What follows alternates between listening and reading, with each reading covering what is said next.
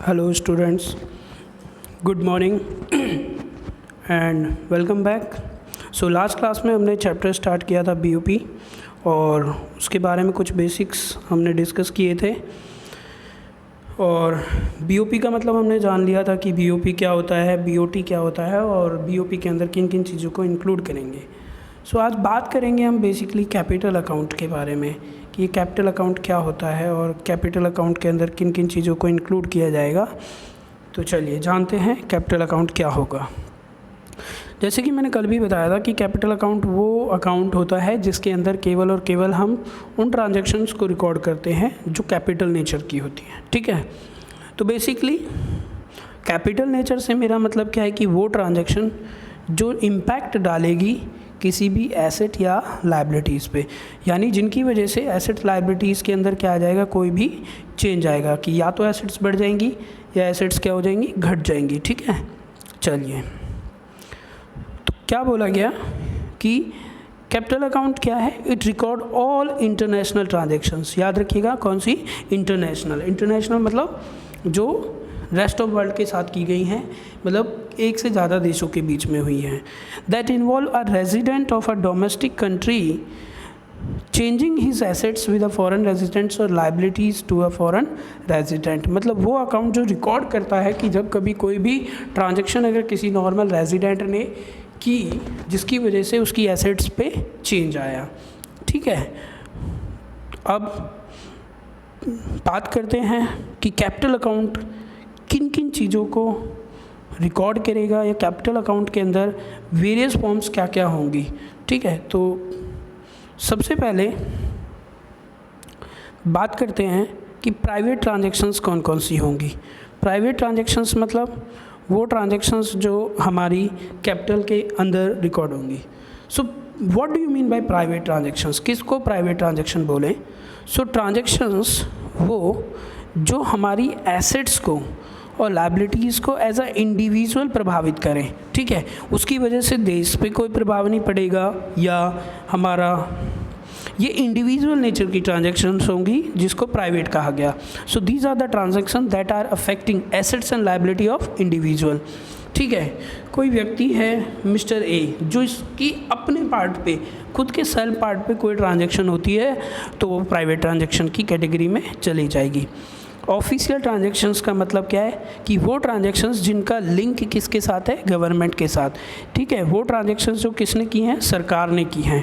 ठीक है, the transactions affecting the assets and liabilities by the government and it's agencies. तो सरकार या सरकार की जितनी भी एजेंसीज होती हैं उनकी वजह से या उनकी ट्रांजैक्शंस की वजह से जो एसेट्स एंड लायबिलिटीज़ में कंट्री की चेंज आएगा उसको ऑफिशियल ट्रांजैक्शंस का नाम दिया जाएगा। ठीक है, नेक्स्ट इज़ डायरेक्ट इन्वेस्टमेंट।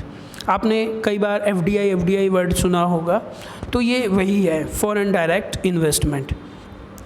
तो एफडीआई होता क्या है, देखो एफडीआई का मतलब होता है कि आप विदेश से कुछ इन्वेस्टमेंट चाहते हैं अपनी कंट्री के अंदर। ठीक है, सो डायरेक्ट इन्वेस्टमेंट की अगर बात की जाए तो इसको हम सिंपली कह सकते हैं कि क्या एफडीआई है। यस, जैसे अभी अगर हम बात करें तो इंडिया में ओप्पो अपना काम कर रही है, सैमसंग है, सोनेट है, किया है, बहुत सारी कंपनीज हैं जो इंडिया में आके अपना काम कर रही हैं। तो बेसिकली इन्वेस्टमेंट, डायरेक्ट इन्वेस्टमेंट क्या, it is the act of purchasing an asset. उन्होंने यहाँ पे आके क्या किया है, एसेट्स परचेज़ की हैं, ज़मीनें परचेज़ कर ली हैं, at the same time acquiring the control of it. अब एक सिंपल सा पॉइंट कि जो एसेट उन्होंने खरीदी, सपोज़ करो ओप्पो ने अपना यहाँ पे इंडिया में एक अपना क्या बनाना है, एक प्लांट बनाना है, तो उस प्लांट को बनाने के लिए जो ज़मीन उन्होंने खरीदी है उस पर राइट किसका होगा, ऑब्वियस सी बात है ओप्पो का। अगर ज़मीन इंडिया की है और उस पर वो आके काम करते हैं तो राइट, तो फिर वो एफडीआई नहीं होगा। ठीक है, बट एफडीआई में क्या है सॉरी कि आपने एसेट को परचेज़ किया और उसके राइट्स को, कंट्रोल को भी आपने क्या किया, अपने कंट्रोल में ले लिया है, तो वो क्या कहलाता है, FDI. Next is portfolio investment. What is portfolio investment, तो होता क्या है, पोर्टफोलियो इन्वेस्टमेंट में आप इन्वेस्टमेंट तो करते हैं बट आपके हाथ में कंट्रोल नहीं होता। ठीक है, it is the acquisition of asset and that does not give the particular control over the asset. ठीक है, तो आपको एसेट तो आपने एक्वायर कर ली, एक्विजिशन का मतलब अपने कंट्रोल में ले लिया, आपने परचेज कर लिया, बट उसके ऊपर जो कंट्रोल है वो आपका नहीं है। ठीक है, तो बेसिक डिफरेंस क्या है एफडीआई और पोर्टफोलियो में? एफडीआई में या डायरेक्ट इन्वेस्टमेंट में जिस एसेट को आप परचेज करते हो उसका कंट्रोल भी आपके हाथ में होता है, और पोर्टफोलियो में क्या होता है कि जिस एसेट को हमने ख़रीदा उस एसेट के ऊपर हमारा राइट नहीं होगा। ठीक है, the net value of balances of direct and portfolio investment is called capital account. तो कैपिटल अकाउंट क्या होता है? बेसिकली वो डिफरेंस या वो नेट वैल्यू जो मेरी डायरेक्ट और पोर्टफोलियो इन्वेस्टमेंट की है उसको कैपिटल अकाउंट का यहाँ नाम दिया जाएगा। ठीक है, सो आई होप आपको समझ में आया होगा। चलिए अब आगे बढ़ते हैं थोड़ा सा, और आगे क्या कि कुछ ऐसे आइटम्स हैं जो बैलेंस ऑफ पेमेंट्स के हैं। ठीक है, तो उनमें सबसे पहले क्या, एरर्स एंड ओमिशंस, ये भी हमारा इसमें होता है कि कोई ट्रांजैक्शन सपोज करो हम एरर कर गए या ओमिट कर गए, लिखने से भूल गए, तो वो भी बीओपी के अंदर काउंट हो जाएगा। या ऑफिशियल रिजर्व ट्रांजैक्शंस, मैंने पहले भी बताया है ऑफिशियल रिजर्व ट्रांजैक्शंस का मतलब क्या होता है कि जैसे गोल्ड रिजर्व अगर इंडिया में मेंटेन होगा या फॉरेन एक्सचेंज रिजर्व मेंटेन होगा तो उसको भी बीओपी के अंदर ही मेंटेन किया जाएगा। ठीक है, चलिए अब स्टूडेंट्स मैं बात कर रहा हूँ एक ऐसे टॉपिक की जहाँ से कई बार सीबीएसई ने क्वेश्चन पूछा है। मोस्ट इम्पोर्टेंट टॉपिक है इस चैप्टर का, बहुत ज़्यादा इम्पोर्टेंट, दैट इज़ ऑटोनॉमस और एकोमोडेटिंग। ठीक है, ऑटोनॉमस और एकोमोडेटिंग। बेटा अगर इसको बहुत आसानी से याद रखना है तो ऑटोनॉमस के ऊपर लिख लो प्रॉफिट यानी पी, और इस पे लिख देते हैं एनपीओ, यानी इसके ऊपर पीओ और ये एनपीओ। एनपीओ नहीं, ये नहीं कि ये क्या है एनपीओ क्या है, मैं इसको पूरा समझाऊंगा। पहले पीओ से मतलब क्या है कि प्रॉफिट, और प्रॉफिट हमारा क्या है, प्रॉफिट से लिंक है। तो ऑटोनोमस आइटम्स क्या होंगे, एक बीओपी के अंदर किन आइटम्स को ऑटोनोमस कहा जाएगा? तो autonomous items in BOP refer to the international economic transactions, जो हम अंतर्राष्ट्रीय डीलिंग करते हैं आर्थिक चीज़ों की, that takes place due to some economic motive such as profit maximisation. तो बेटा वो सारी ट्रांजैक्शंस जो बीओपी के अंदर होती हैं इंटरनेशनल लेवल पे, और जिन ट्रांजैक्शंस को करने के पीछे का हमारा मोटिव क्या होता है, प्रॉफिट मैक्सिमाइजेशन, मतलब मुझे प्रॉफिट्स को क्या करना है, मैक्सिमाइज करना है, प्रॉफिट्स को बढ़ाना है। या इनके पीछे मेरा क्या है, इकोनॉमिक मोटिव है, आर्थिक मुद्दे हैं, मुझे प्रॉफिट जनरेट करने हैं, और मैं कोई ट्रांजैक्शन अगर सेल परचेज़ की किसी भी कंट्री के साथ करता हूं तो वो ऑटोनॉमस होगी। अभी बात क्लियर है? तो ऑटोनॉमस पे पीओ का मतलब क्या है, प्रॉफिट मोटिव से। ठीक है, पीओ या पीएम हम कह सकते हैं, प्रॉफिट मोटिव। ठीक है, these items are often called as above the line items. इनको दूसरा नाम क्या दिया जाता है, above the line items in BOP. ठीक है, तो कई बार क्वेश्चन भी बन जाता है कि what are the above line items, तो आप सीधा बोलेंगे autonomous items of a BOP are known as above the line items. These are those items या those transactions which are done with a profit motive. तो इन transactions को करने के पीछे का जो हमारा उद्देश्य है वो क्या है, प्रॉफिट कमाना है। आई होप स्टूडेंट समझ में आया होगा। ठीक है, चलिए अभी the balance of payment is in deficit if the autonomous receipts are less than autonomous payments. देखो बीओपी में 3 सिचुएशन बन सकती हैं। क्या? पहला सरप्लस, दूसरा डेफिसिट, और तीसरा होगा बैलेंस। तो बैलेंस, सरप्लस और डेफिसिट, ये 3 सिचुएशन होंगी। पहले बात करते हैं सरप्लस का क्या होगा। सरप्लस का मतलब होता है फ़ायदा। तो बीओपी में सरप्लस तब होगा जब हमारी जो रिसिप्ट्स हैं क्या होंगी, रिसिप्ट क्या होंगी, ज़्यादा हो जाएंगी किससे, ऑटोनॉमस पेमेंट्स से। ठीक है, मुझे फ़ायदा कब होगा, जब मैंने रिसिप्ट ज़्यादा किया, मुझे पैसे ज़्यादा मिले और मैंने पेमेंट्स कम की, तो वो मेरा क्या होगा, सरप्लस बीओपी में। डेफिसिट कब होगा, जब मेरी ऑटोनॉमस रिसिप्ट्स क्या हैं, कम हो जाए हैं, किससे, ऑटोनॉमस पेमेंट्स से। ठीक है, और बैलेंस क्या होगा, जब रिसिप्ट और पेमेंट, रिसिप्ट और पेमेंट एक दूसरे के क्या हो जाए, इक्विवेलेंट, तो वो क्या हो जाएगा, बैलेंस बीओपी। डेफिसिट कब होगा, एक बार फिर से जान लेते हैं। डेफिसिट कब होगा, जब रिसिप्ट क्या है, लेस देन है किससे, पेमेंट से। और सरप्लस होगा जब रिसिप्ट क्या है, मोर देन पेमेंट्स हमारी, ठीक है। तो आई होप आपको समझ में आया होगा। अब ये क्या कह रहे हैं, सिचुएशन क्या है, सिचुएशन कहते हैं कि सर अगर बीओपी में डेफिसिट हो जाए तो उसको ठीक कैसे किया जाएगा। देखिएगा, the monetary announce may finance by a deficit by depleting the reserves of foreign currencies or borrowing from IMF। अगर हमारे बीओपी में डेफिसिट आ गया तो हमें उस नुकसान को पूरा करने के लिए या तो IMF से पैसा लेना पड़ेगा, IMF मतलब इंटरनेशनल मॉनेटरी फंड से, या हमारे पास जो भी फॉरेन एक्सचेंज करेंसीज है उनको हम क्या कर देंगे, उनको यूज़ कर लेंगे अपने किसको, फॉरेन रिजर्व्स को, ठीक है। तो बीओपी के डेफिसिट को पूरा करने के लिए। तो सबसे पहली टर्म स्टूडेंट समझ में आया, ऑटोनॉमस आइटम्स क्या होते हैं। ऑटोनॉमस आइटम्स वो बीओपी के आइटम्स होते हैं, वो ट्रांजैक्शंस होती हैं जिन्हें हम प्रॉफिट मोटिव से करते हैं, ठीक है। ये बहुत इंपॉर्टेंट क्वेश्चन है, कई बार क्वेश्चन बन चुका है। डिफरेंस बिटवीन ऑटोनॉमस या एकोमोडेटिंग, या इसका दूसरा नाम आ जाता है कि अबव द लाइन और बिलो द लाइन आइटम से आप क्या समझते हैं। तो ये भी आपको above and below the line items के नाम से भी ये क्वेश्चन कई बार बन चुका है, ठीक है। तो मैं उम्मीद करूँगा आप इसको ध्यान से पढ़ेंगे, ठीक है। चलिए आगे बढ़ते हैं। सो ऑटोनॉमस यानी अबव द लाइन आइटम्स वो ट्रांजैक्शंस इंटरनेशनल नेचर की जिनको प्रॉफिट मोटिव से किया जाता है, ठीक है। चलिए आगे बढ़ते हैं। अभी बात करते हैं किसके बारे में, एकोमोडेटिंग आइटम्स के बारे में, कि एकोमोडेटिंग आइटम्स किसको बोलेंगे या किन आइटम्स को एकोमोडेटिंग का नाम दिया जाएगा।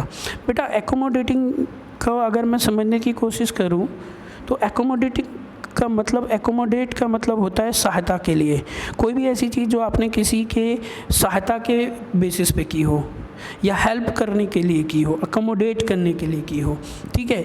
बट ये हेल्प करेगा किसका, देखो एकोमोडेटिंग आइटम्स वो बीओपी को वो आइटम्स होते हैं या वो ट्रांजैक्शंस होती हैं जो बीओपी को बैलेंस करने के लिए की जाती हैं, ठीक है। तो accommodating items in the BOP refers to the transaction that occur because of other activity within BOP such as government financing. तो जैसे अगर बीओपी में डेफिसिट हो गया तो गवर्नमेंट को क्या करना पड़ेगा, फाइनेंसिंग करनी पड़ेगी, मतलब उसको बैलेंस करने के लिए लोन लेना पड़ेगा। तो वो कैसी आइटम है, एकोमोडेटिंग आइटम्स। तो जितने भी एकोमोडेटिंग आइटम्स होते हैं वो प्रॉफिट मोटिव से नहीं किए जाते, या ट्रांजैक्शंस वो सिर्फ बीओपी को बैलेंस करने के लिए होती हैं, ठीक है। अब इन आइटम्स को बिलो द लाइन आइटम्स भी कहा जाता है। क्या कहा जाता है, बिलो द लाइन आइटम्स, ठीक है।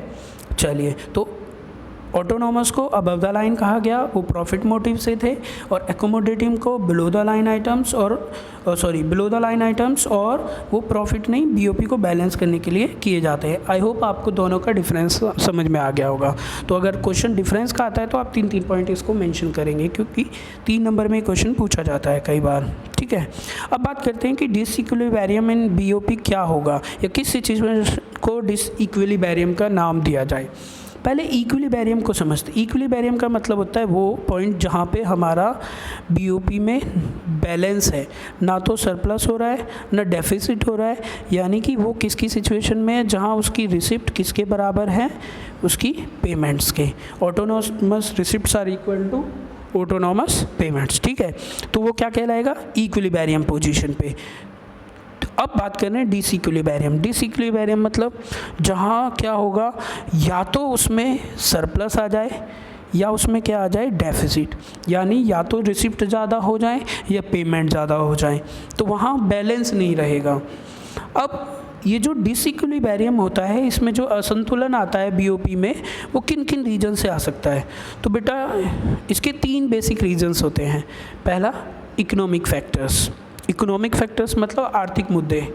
तो large scale of development expenditure that may cause large imports, cyclical fluctuation in general business activities, such as recession or depression, high domestic prices may result in imports.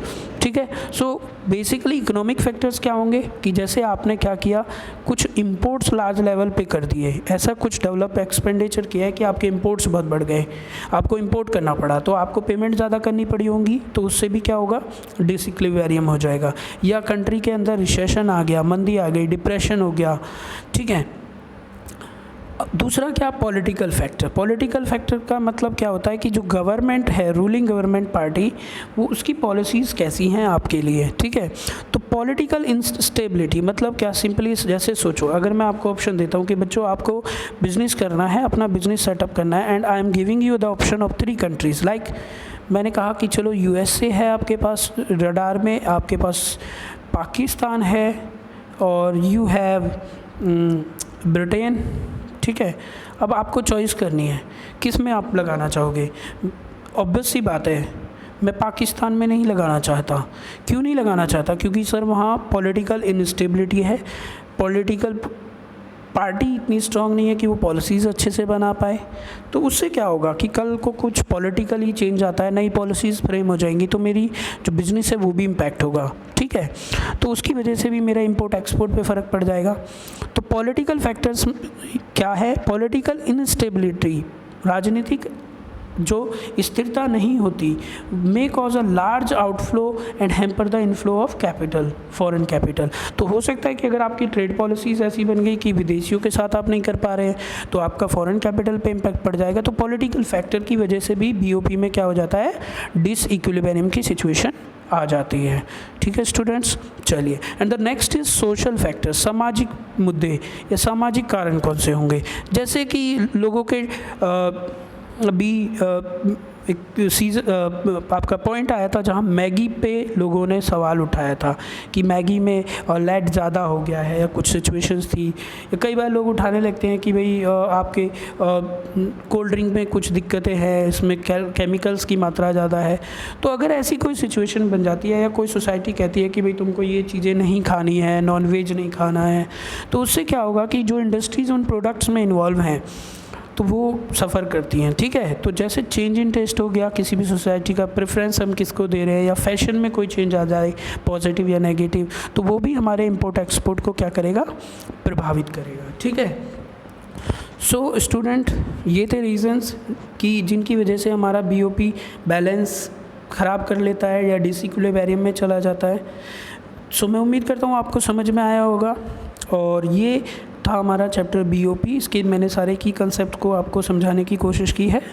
कल की class में हम, कल की video में हम कोशिश करेंगे इसके कुछ क्वेश्चंस को आपसे डिस्कस करें, और मैं उम्मीद करता हूँ आपको समझ में आया होगा, और अपने दोस्तों के साथ भी शेयर करो, और इसको 1-2 बार ज़रूर देखिएगा, और फिर उसके बाद बुक से ज़रूर पढ़ना, ठीक है। Thank you students, have a nice day.